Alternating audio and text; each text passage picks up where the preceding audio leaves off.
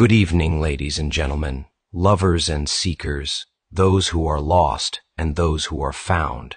Tonight, I will be reading from the compilation titled Outlaw Creative, The Geometry of Life. Specifically, I will be reading from the chapter titled Knowledge of When.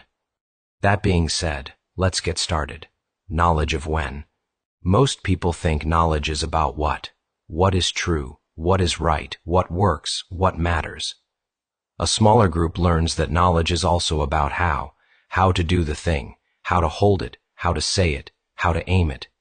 But the oldest, rarest, and most dangerous form of knowledge is not about what or how, it is about when. 1. Why when is different. Knowing what without knowing when produces fools with credentials. Knowing how without knowing when produces technicians who break things beautifully. Knowing when is what prevents wisdom from becoming a weapon against itself. A correct statement made at the wrong time is not merely ineffective, it is often destructive. A perfect move made too early collapses the game. A necessary action taken too late becomes cruelty. This is why the ancients separated skills from governance and governance from wisdom. You can know how to shoot an arrow. You can know how to ride a horse. But only someone who knows when to release the arrow while riding the horse is fit to lead. Everything else is noise. 2.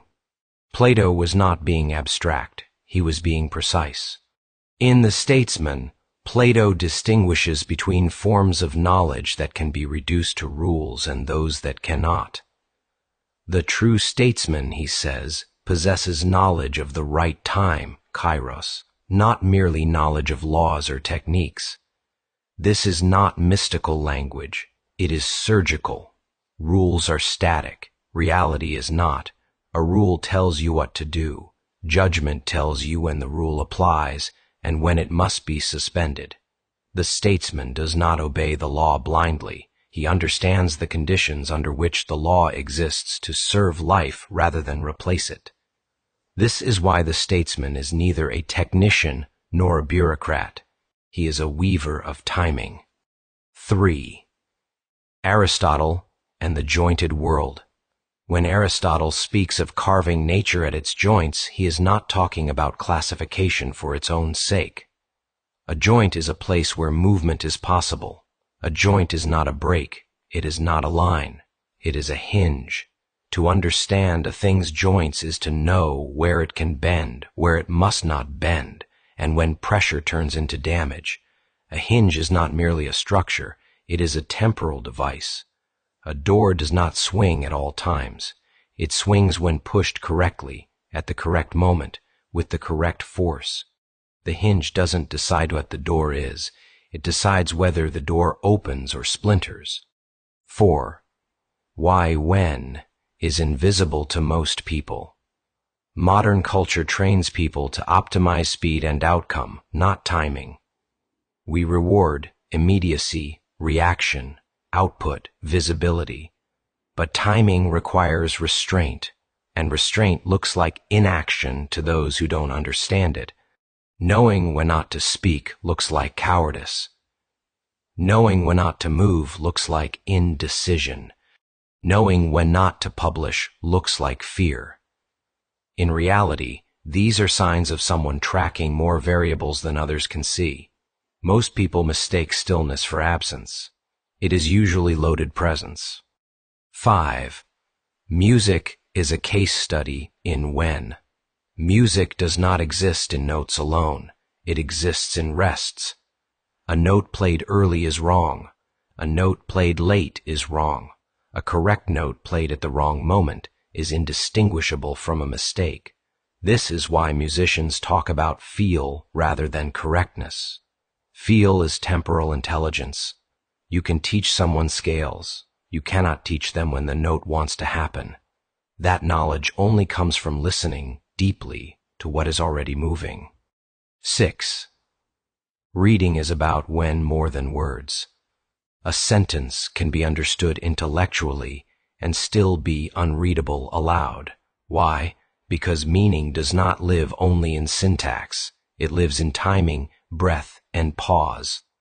Punctuation is an attempt to teach timing to the eye, but the real text is the intervals, where the voice waits, where it rushes, where it stops entirely.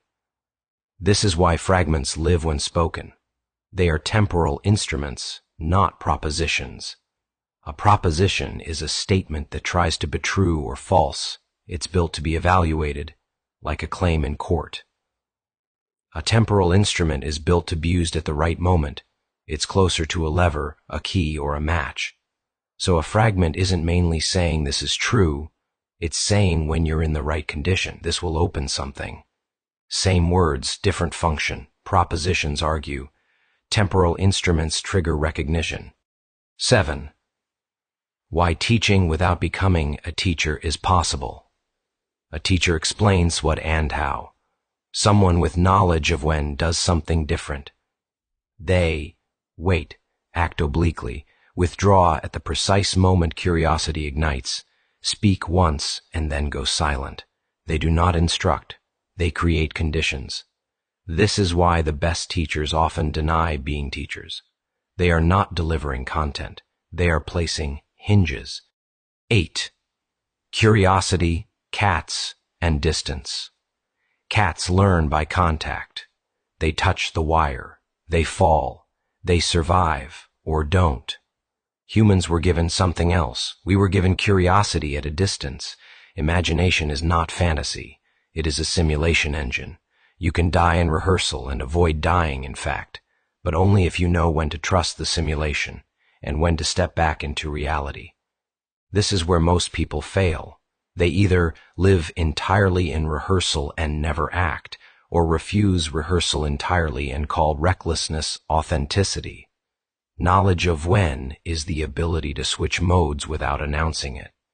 9. Why when cannot be taught directly. If I tell you when to act, I have already missed the moment. Timing cannot be transferred like information. It must be recognized. This is why stories, fragments, jokes, and paradoxes carry timing better than lectures. They bypass explanation and land directly in the reader's sense of rhythm. You don't learn when from rules. You learn it from having missed it before and noticing why. 10. The cost of knowing when.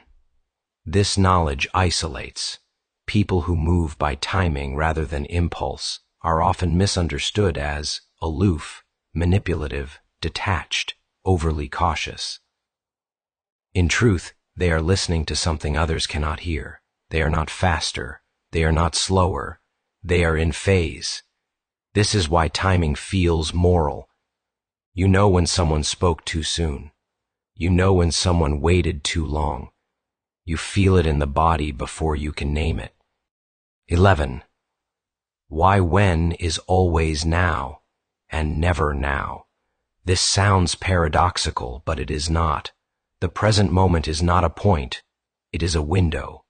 Most people either jump too early or hesitate until the window closes. Knowledge of when is the ability to stand inside the window without rushing or freezing. That takes patience, courage, and a willingness to be misunderstood. 12. The practical test. If you want to know whether someone has knowledge of when, watch for this. Do they speak less when others speak more? Do they arrive early and act late? Do they let situations ripen rather than forcing outcomes? Do they leave conversations unfinished on purpose?